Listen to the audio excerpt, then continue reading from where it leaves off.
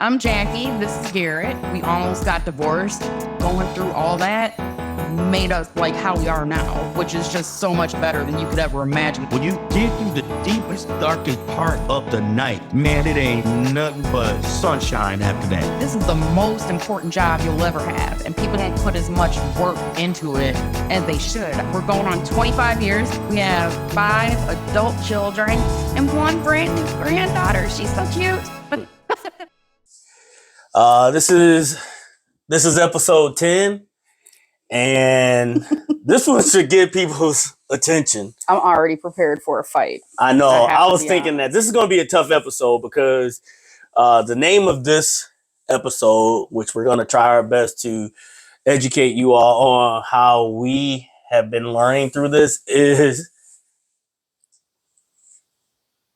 the final say. I forgot. The final. You always the pressure. I always forget. The performance anxiety kicks in when we give the title, but you ain't gonna be shy once we start talking about who got the final say. Everyone knows. So, with that, we're gonna jump right in.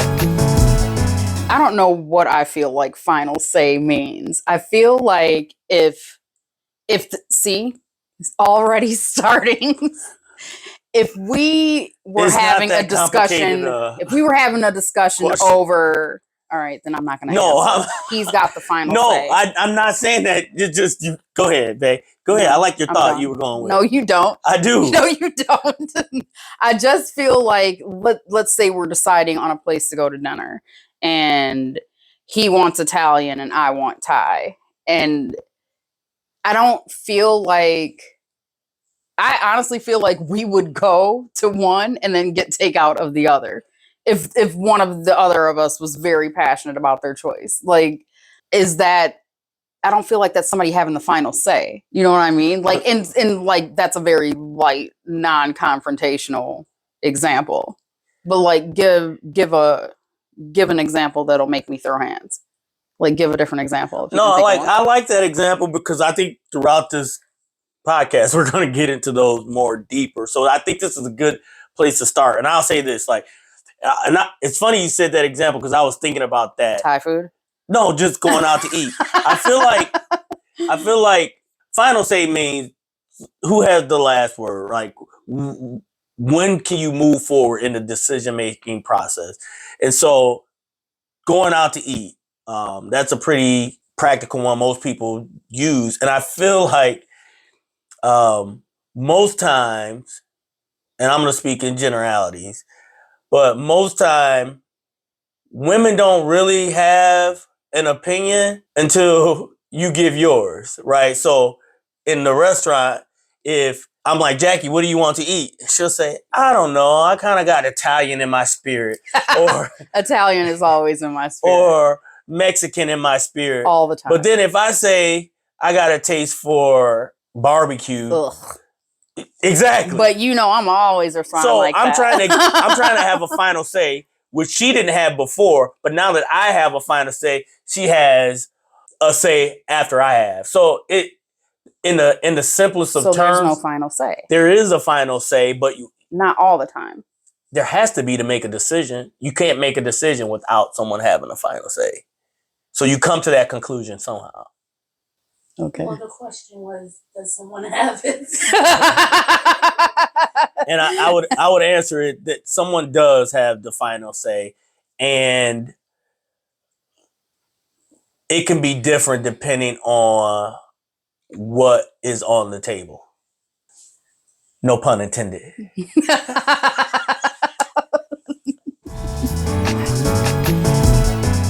I don't think we were masters of communication when we got married.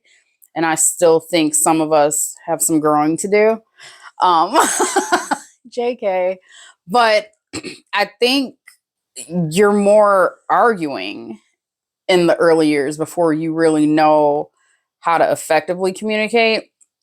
I feel like there's a level of pride involved in most things. So I could maybe agree with his decision to have barbecue, but because that wasn't my top choice, I might resist it, or I might pick a fight over it, or I might just not want him to have the final say because I feel like my opinion should be valued just as much as his. So I feel like there was probably some struggle. There was a lot of struggle. I mean, you come in. I mean, yeah, it was like she said, it was rough. But you come in with the notion that, like, and I kind of said it in the last episode, what you say is going to stand, right? And we had been through premarital counseling and things of that nature, and went through a plethora of things that we might encounter in a marriage.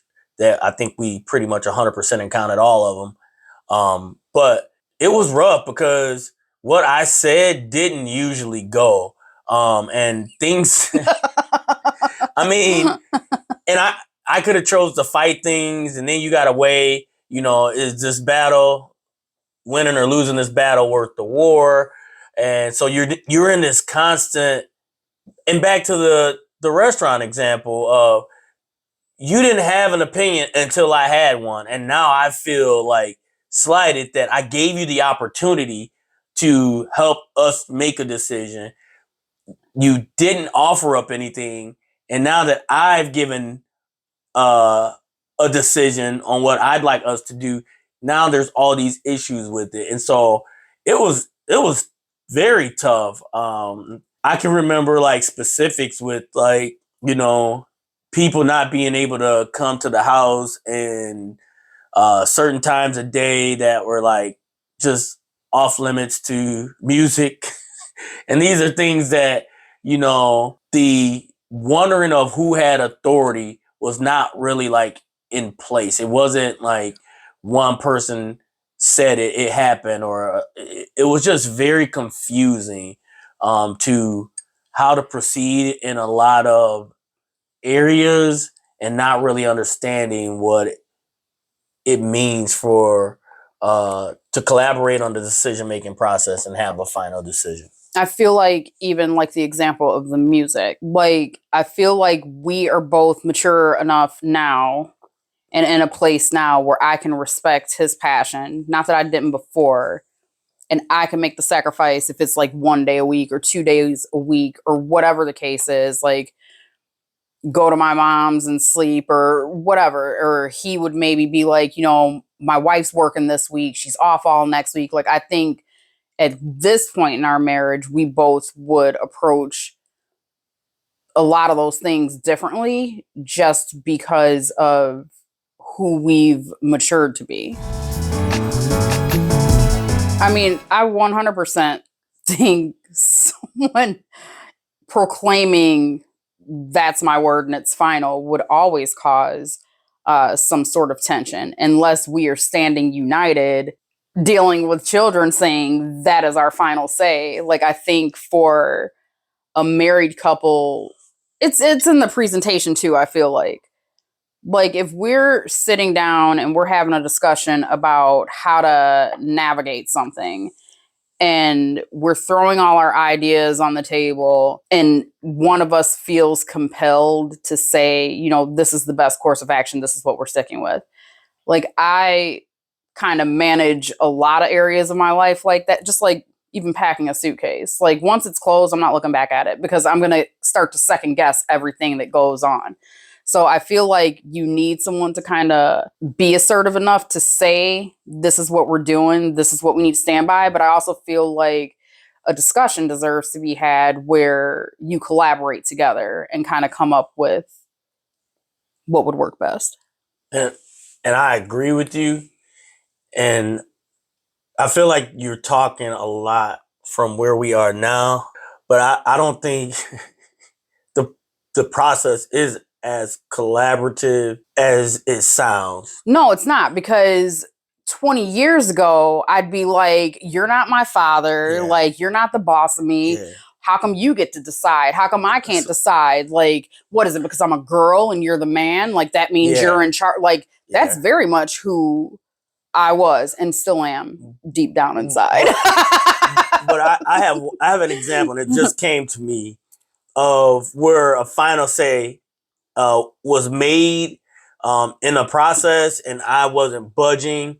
So we had got to the point where the Honda Civic and the Isuzu Trooper weren't big enough, right? We kept Okay, go on.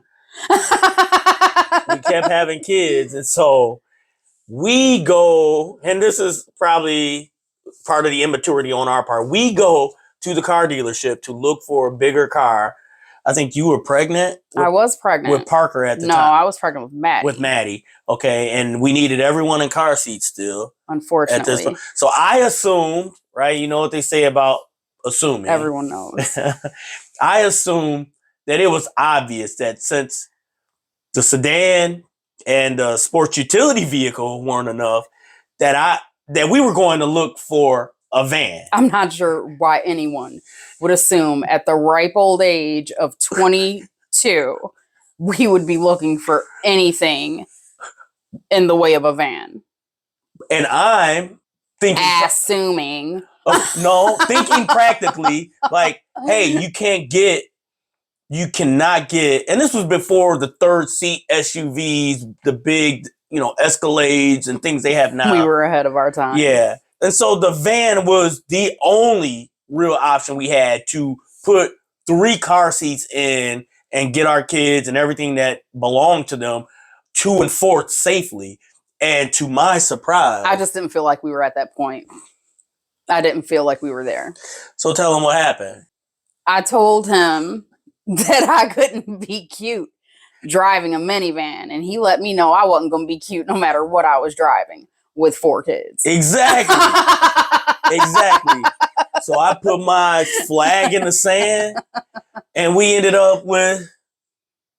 What was it? It wasn't a Chrysler Pacifica. It was a Plymouth Voyage. Yeah, Is Voyager. A white. All white in color so that I could be seen driving my 4 kids at the time all over town. It was a good car. And it's just an example of where a decision had to be made. It turned out to be a good decision. It lasted us... Since I was soon after that pregnant with Parker. Yes. I think I had Maddie within the next week and then was probably pregnant with Parker within the next 2. So I think that's one of the decisions I had the final say on that I don't think she looked back and gave me the evil eye on. I would love to know who our kids think the head of the household is. Like, I feel like, yes, there has to be someone in charge, right? But I also feel like that is something that can be shared. Like, when I think about head of household or final say, I think about how still to this day, our kids know who to ask for certain things. They know who to go to for the answer they want. So I'm not even sure who they think has the final say, because we have one, when they want money, they know to call him, because I'm not going to be open and giving with that. We have one who, when they want to pester somebody just for fun, they are going to call me because they know I'm going to feed into it every time. I don't even know who has the final say. Like, I feel like as a wife, he is the head of our family. He should be the head of the household. But he'll tell you he's the last one to know anything a lot of times, because no one wants to go to him because they don't want to deal with the emotion that might meet them after they don't want to deal with revelation. They don't want to deal with the questioning. Yep.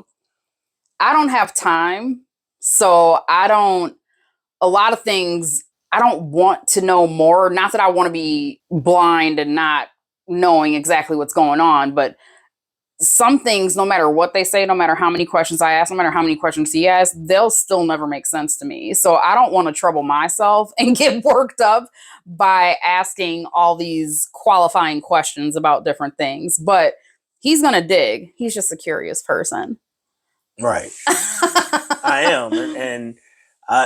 And the reason I dig is so I can give them the best possible answer. I need to know the details in order for me to come to the most probable solution. Which they will not listen to.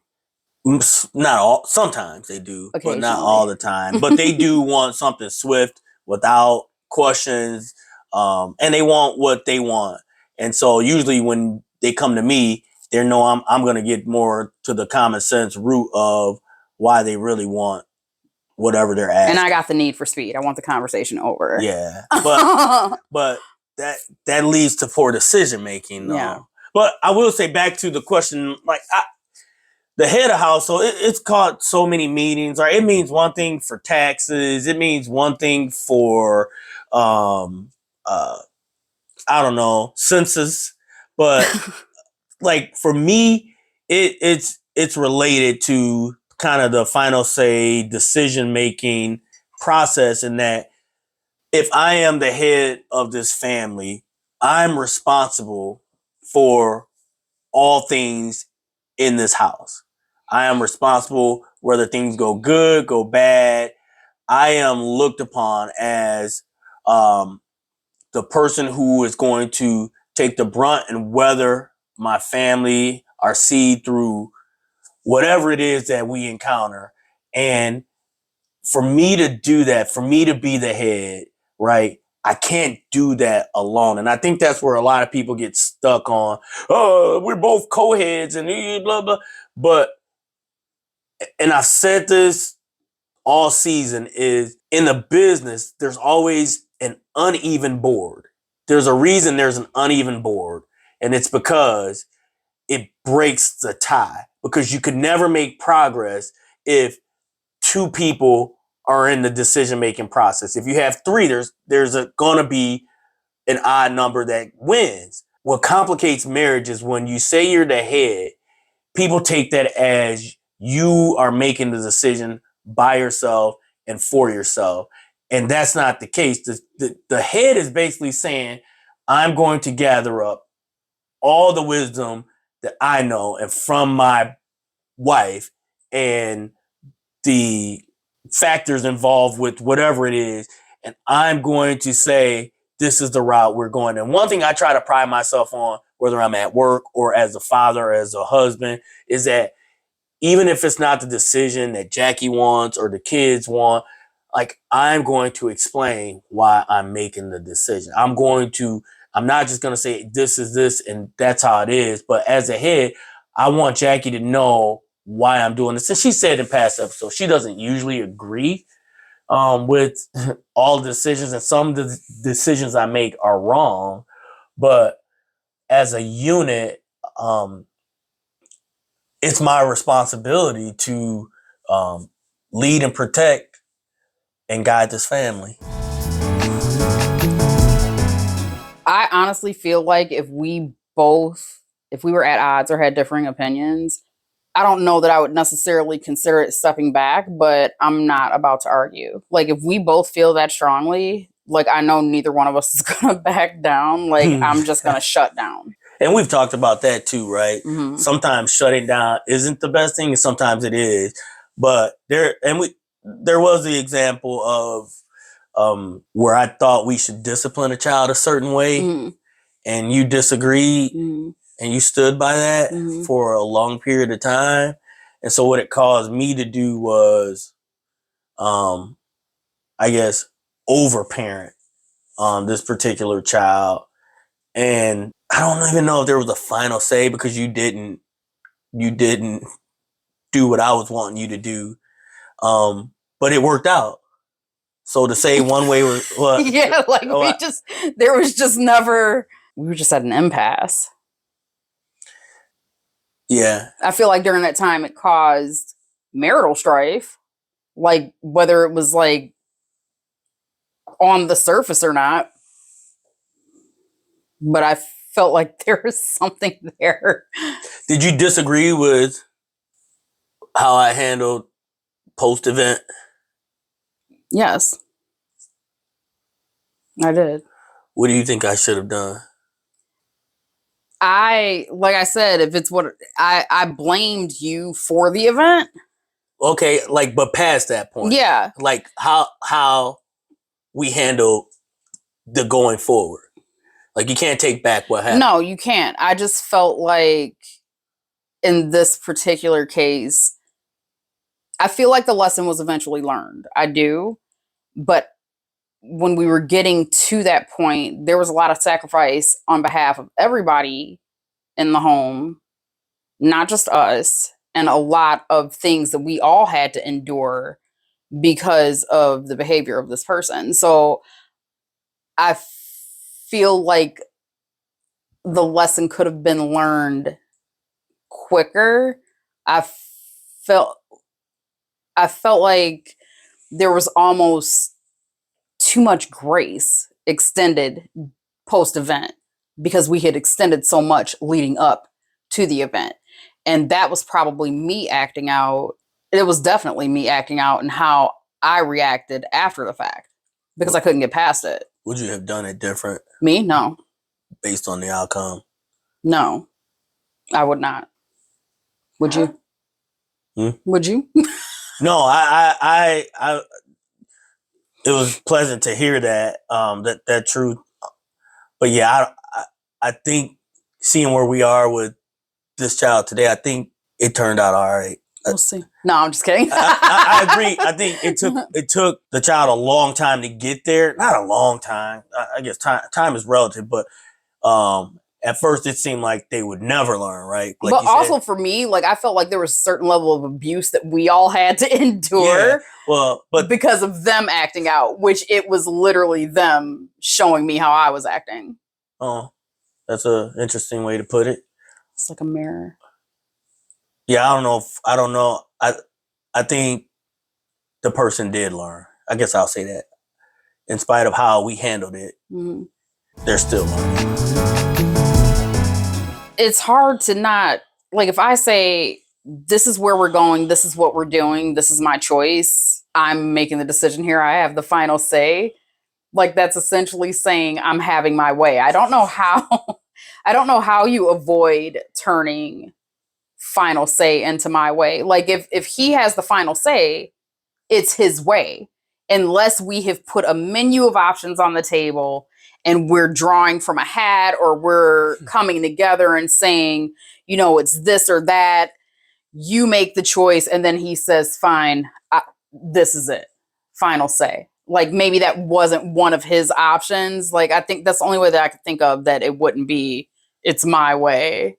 The final say is my way. Like yeah, because that's assuming that the final say is from the person that's making the final say. Because my final say could be your opinion. So I think that's just how, to keep it from becoming my way and my way only, it's just being transparent with the final say. And maybe it is my idea that I have the final say on, but I don't know. I don't feel like when I put my foot in the sand that it's always my whatever I decided to do. Right? I don't feel like that. Maybe it is, but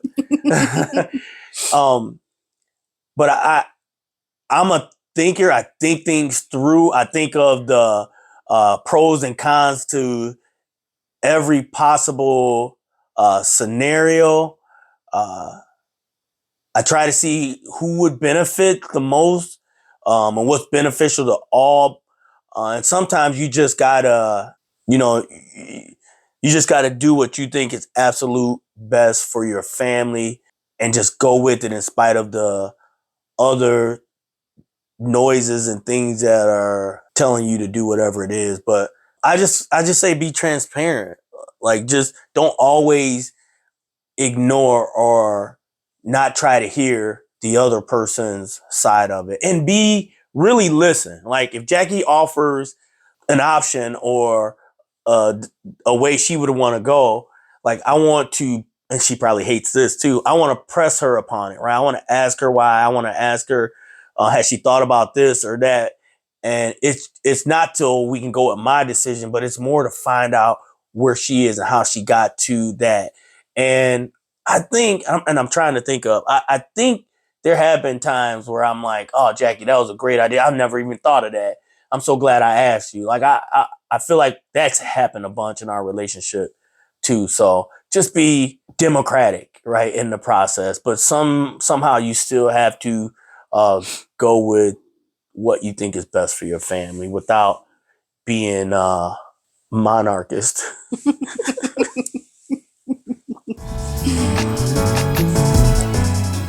I just don't think it's practical for every marriage to have one final decision maker. He used to travel for work.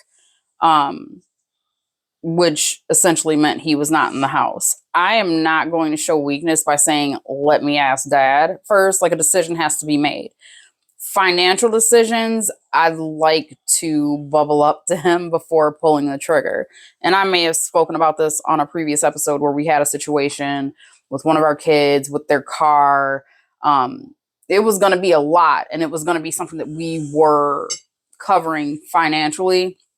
And he wasn't easily accessible at the time, and I knew he wouldn't be, and a decision had to be made, and I made it. Like, I took in all the information that I had, I weighed what the options were, and I made the decision. Like, it was the right decision, no question in my mind. So if it's something like that where I just feel like it's a decision we should make together, yeah, I'm going to loop him in. But again, I'm perfectly capable of making a decision if I am unable to reach him. Like, and I don't think he has an issue with that. I mean, maybe he does, but No. I think you have to share that. There's some situations in which it would have to be a shared thing. Like, it can't just be, dad's always going to decide unless he's out of town for work. Like, I just think it's something that it would be circumstantial to decide when that would be shared. Yeah, because I would say in our home, I'm the final decision maker. And that doesn't mean that you're not part of the decision making process. So there are things that you won't run by me because that's a decision that you can make without me. But in in the bigger decisions, or the ones that could change, the path of a person or our home or career, right? Like you switching jobs, right? You didn't need me to make that decision, but you came to me, right? And when I said I was good, get out of there, that's when you went forth. And I'm not saying that to say like I control Jackie, but we understand 50-50 is hard unless you agree. And in a marriage, everything isn't 50-50, right? So you do have to come together, and there has to be someone who the family's going to look to, right, to make that decision, or things are just going to happen and be chaotic. I trust Jackie in everything. I've said multiple times, there's times I made final decisions that I didn't clue Jackie in on, and it was probably to his detriment. Yeah, it was. And I recognize that, and I'm mature to understand that she is a help to me. She is my co-partner, and if she's putting something or bringing something to the table, she believes it's what's best for us. And I absolutely take that in consideration every decision that I make, whether it's small or big. But most things, like if something were to happen to me, Jackie is more than capable of being the head of this household. But when there's two, and this goes for any family, when there's two people, it's not plausible to have equal ownership in the final say. I don't think we sit down and make a list over, I'm going to lead in finances. He's going to lead in faith. I'll lead in family. I feel like we are well led by him. Now, with that being said, we know several couplings of people where I personally question the leadership that's being followed. If he were to say, we're going to sell our house and I'm going to join the circus, that is something I can't get behind. Like, I don't care what the reasoning is. Like, he can give me all the reasons why. Like he said earlier, he's going to tell me why this is the decision he's making. I am going to advise him to seek help. Like, he's not a person that would do that, but like, he is somebody I would follow anywhere because I trust that he is going to make smart choices. I have seen people that have made not so smart choices be followed by people, and I am just flabbergasted. Like, I don't even understand it. And you basically said what I was gonna say in that, you know, we don't set out and make a list of who's in charge of what, but whoever the decision maker does not mean you blindly follow that person. That's not what it means. And again, I go back to the boardroom. It doesn't mean that because this one person out of the 7 on this board says something, everyone else just blindly follows with no questioning or anything. But to Jackie's point, just through being together, finances, family, faith, she's trusted me enough and seen me enough in action and dealing with the everyday things that happen that she can trust me, even if she doesn't agree. And I hate to keep speaking for you, but that's how he does me. He's got the final say. But she can trust me because she's been around to see my track record. She knows that I'm doing everything in good faith, and I try my best to include her in everything. So yeah, the decision maker doesn't mean you blindly follow that person. And if the decision maker is taking on that attitude, then I would say that's grounds for maybe not following that person. Okay, I got one. So I'm going to bring up something that's currently in question. We have a bunch of birthdays coming up and the holidays. And one of our daughters, not my twin, the other one, called with a birthday request. It was just a little request. She never asked for anything extreme. What was the request?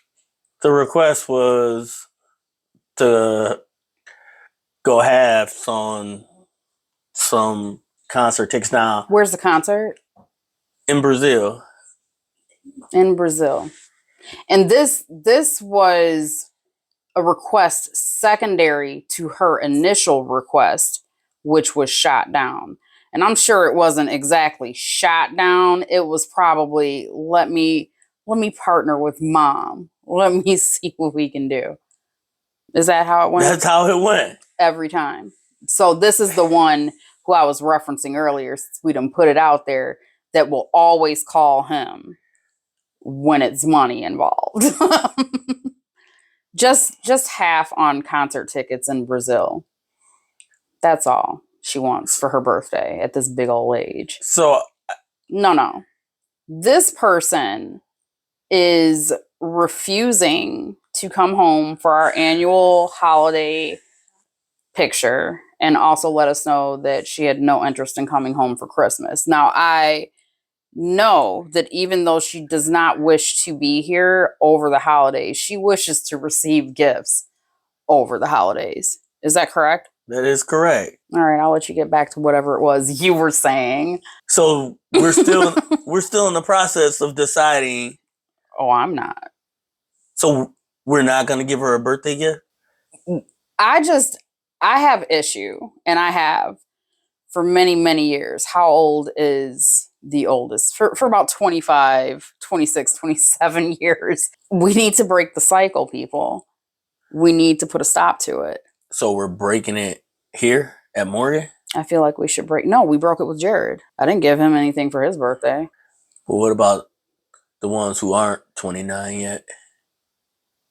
At what point do we break it then? Do we just let Morgan bleed us dry for the next 4 years? It's not bleeding us dry, but she would if she could. But you see what I'm saying? Like Jared's 29, so then Maddie's 25. Wait, I'm sorry, 23. So that means she has 6 more years of what? Of birthdays if we're to do it right. I'm just Perhaps I should give Jared a gift for his birthday. No, I'm not. And then we could not only pay for Morgan's concert, but perhaps we could buy her the Brazil as well. We have a question from the audience. Yes. Do you think the problem is the gifts, or the problem is the cost of the gifts they're asking for? I think the problem is the audacity to ask for the things that are being asked for. We have a family group chat that's going on right now that someone asked for an $1,100 pair of shoes. They said they would never ask for anything else ever. And they shouldn't ask me for anything else. $1,100, to which another responded with a $50,000 car. Now, when I throw out that I want a pair of earrings, $1,600. Did I even say I wanted them, or did I just say I liked them? I would never buy something like that for myself, ever, ever, ever. I do like them. But that's not unusual. Okay, so I did say, it has been confirmed that I did say I want these. But why is that any more ridiculous than $1,100 shoes from adult children asking their parents for that? Like, the fact that, and that I am really hoping was a joke, but the fact that you can even say, hey, can you pay for my Brazilian concert tickets? Like, who would even have nerve enough to ask that? That's crazy to me. So again, I would rather you ask me for an American Airlines gift card, or like something like that. Like, and then you use it for your plane ticket to Brazil, and then you buy your own concert ticket.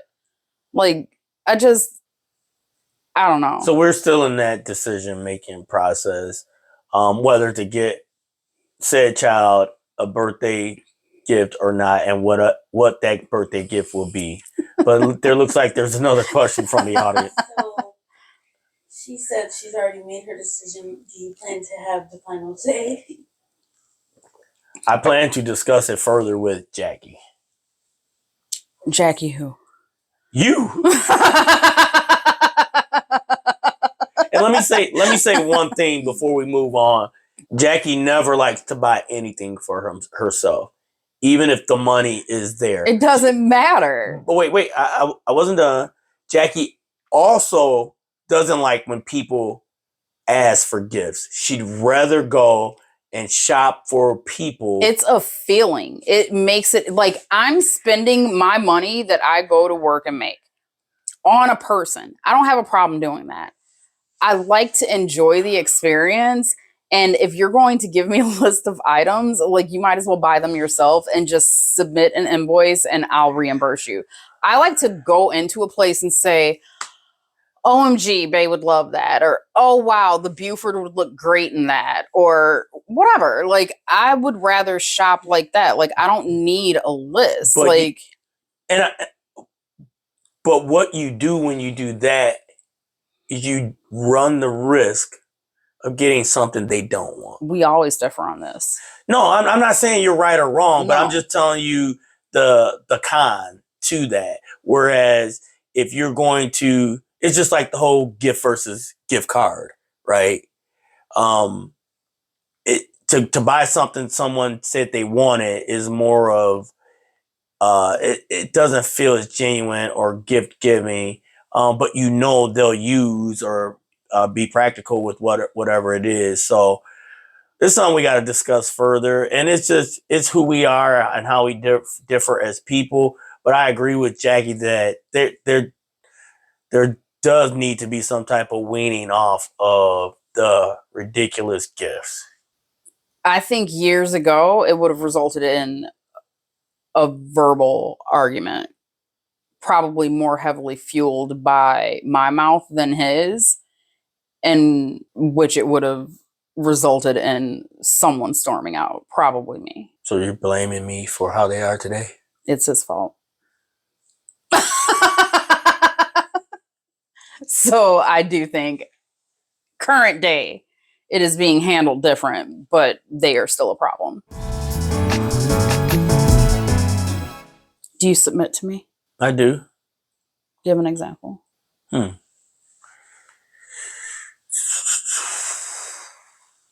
If you need something done, I prioritize that. You think that's submitting to me? Yeah. You don't? No. You don't think I submit to you? No, I'm just saying I don't think that's submitting to me. Like, that's, I think, doing the right thing. Like, if I infrequently ask for things. Right. So, like, when I do, I hate asking for things, but when I do, I expect for them to be honored or considered or listened to or followed up on. Like, I just think that's being a good husband, doing the right thing. Yeah, I don't have to be a good husband and do the right thing. If you can be my husband, you do. But I guess that's the point I'm No, making. I was just asking. Like, I don't know, like, what I think submission looks like. And so, do you think I submit to you? I think you do. I think I was gonna, and using the prior question is, there's a lot of times you walk away angry, or not angry, I guess that's, but in disagreement, but you go along with it. Mhm. So submission in its modern form of the word takes on such a negative meaning, right? People who hear submission and they immediately go to enslavement of some sort.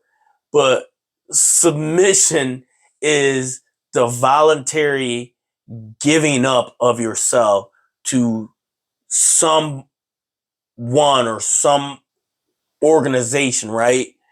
To be beneficial, right? And so, as a husband and wife, right, we have to give up some of ourselves, right? We have to submit, no different than we have to submit to our parents as a child, or we submit to, you know, the God of whatever religion we believe in.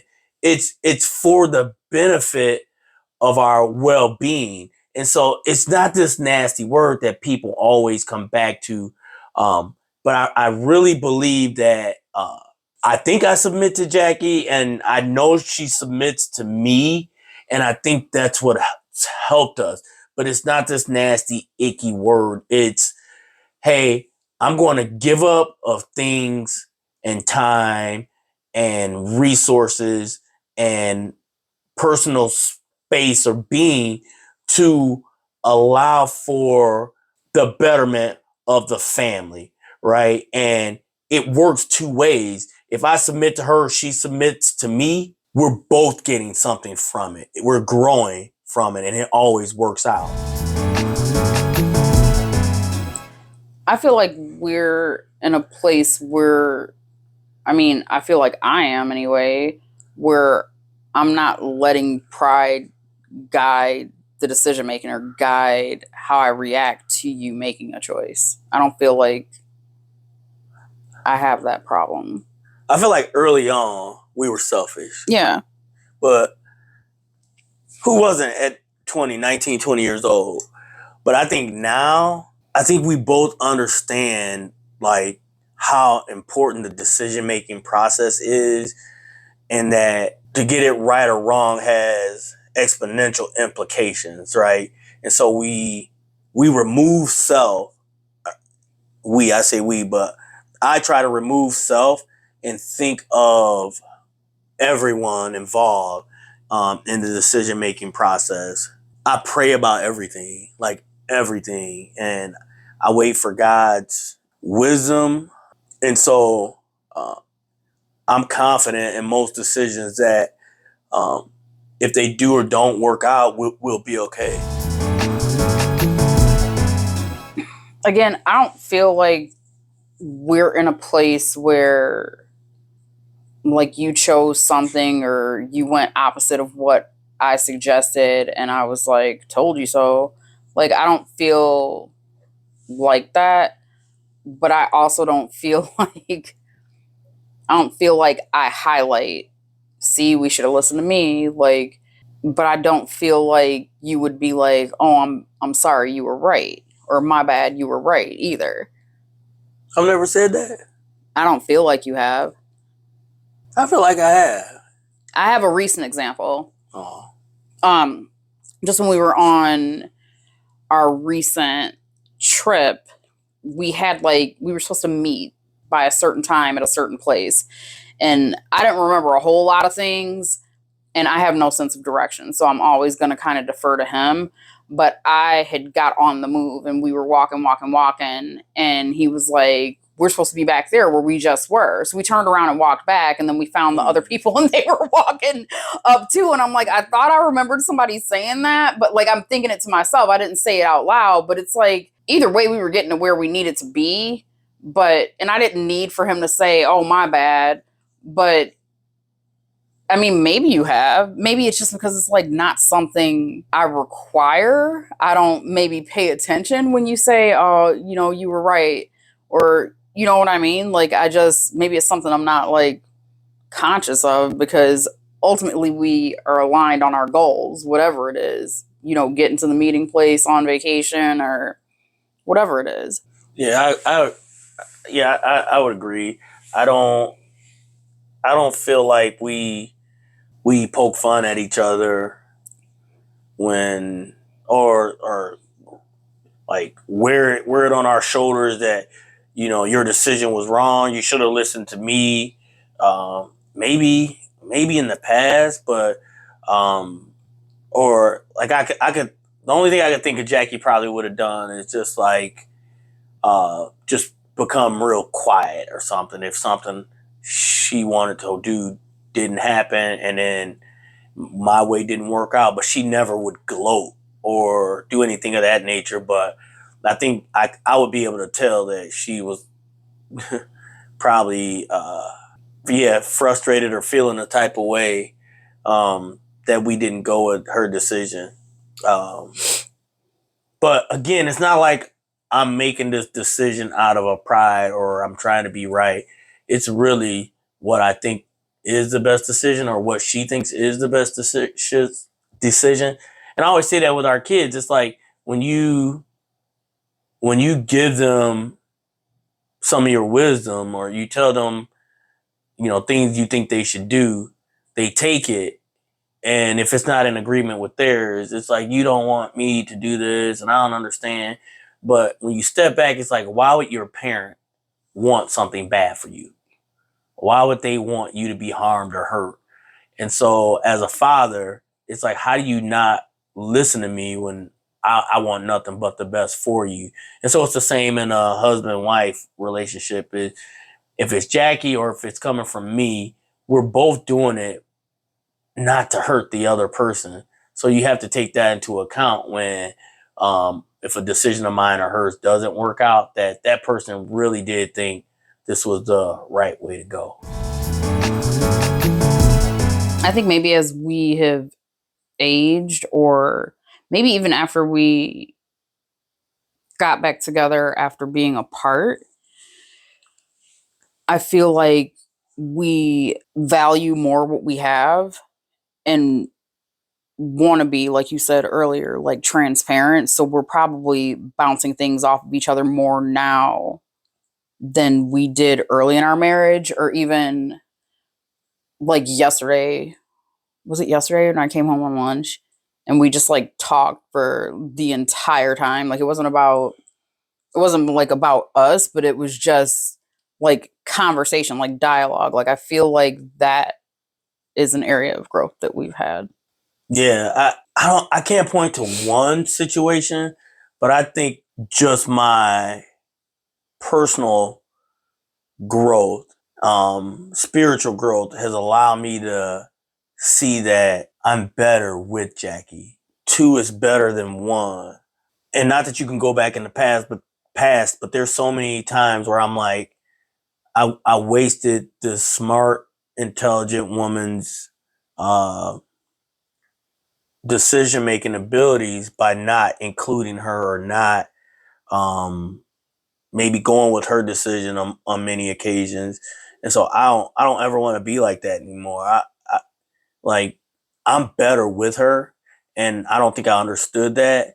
So it wasn't one big thing. It was just as I grew as a person, I understood that I have this person with me that's down for me and that wants the best for me, and who can give me insight that I never would have found on my own, and I don't want to neglect that anymore ever again. So it kind of hurts me when I think that I probably could have listened to her more throughout our early years, but I can start now. I think more people should listen to me more. I would agree. I think relinquishing control over anything is difficult for some people. Like, I don't want to be in charge of everything. I don't need to be in charge of everything. But when I am experienced at executing a certain thing and I see someone else taking a longer route to get to the finish line, it's hard to step back and let that go. That's just in any area of my life.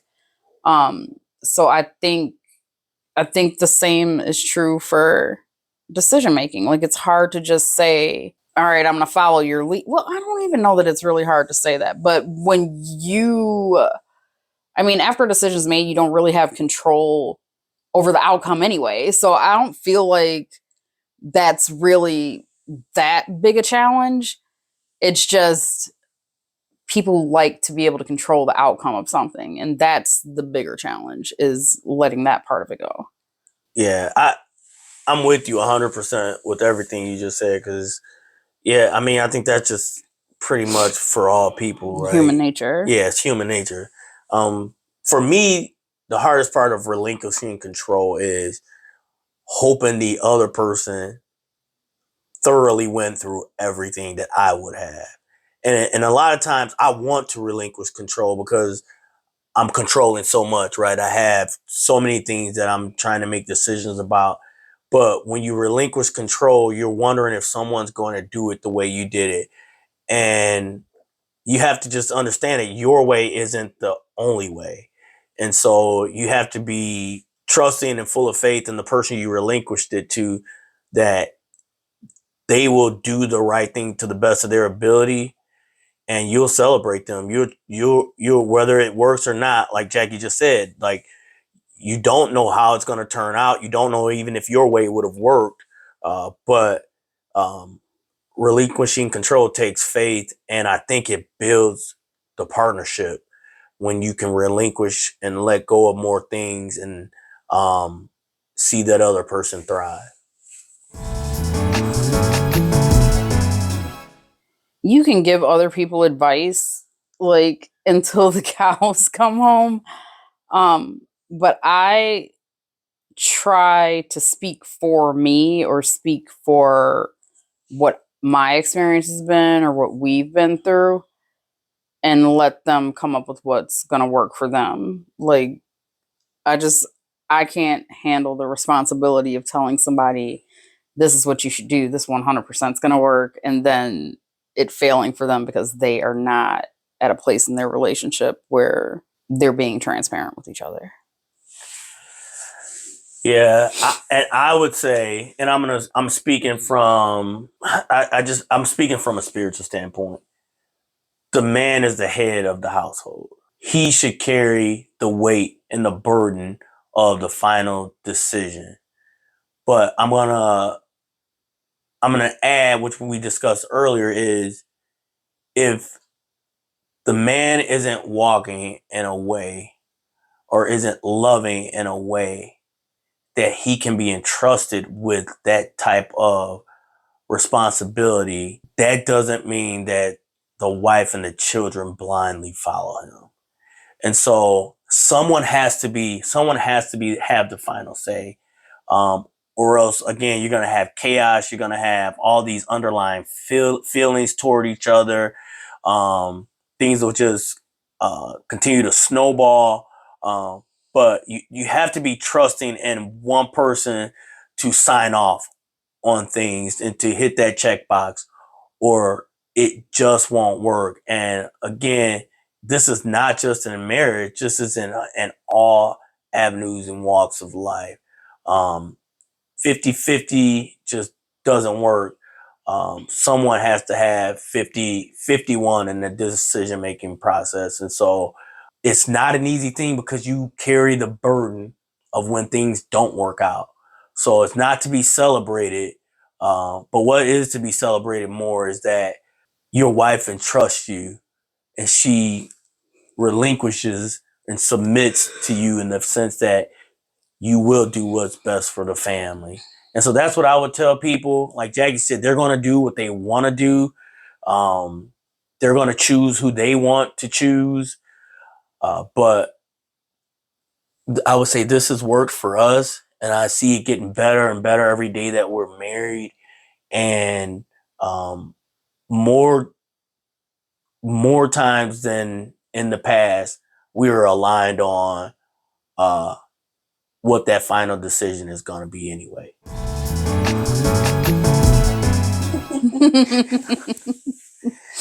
That's it for episode 10.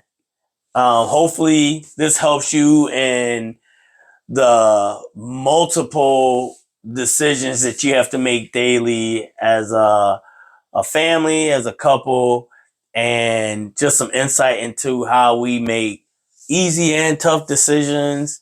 And hopefully it can start some conversations in your marriage or relationship about what that looks like for you all. Remember, you can find us on Limitless-Livin without the G.com. And you can find us on YouTube, which this is airing on, TikTok, Facebook, Instagram, and we also have our podcast on Spotify and Apple Podcasts. So you can find us a little bit of everywhere, and we're going to continue to talk marriage, life, family, and all things around that. So continue to follow us, spread the word, share, and be blessed. Bye. Bye.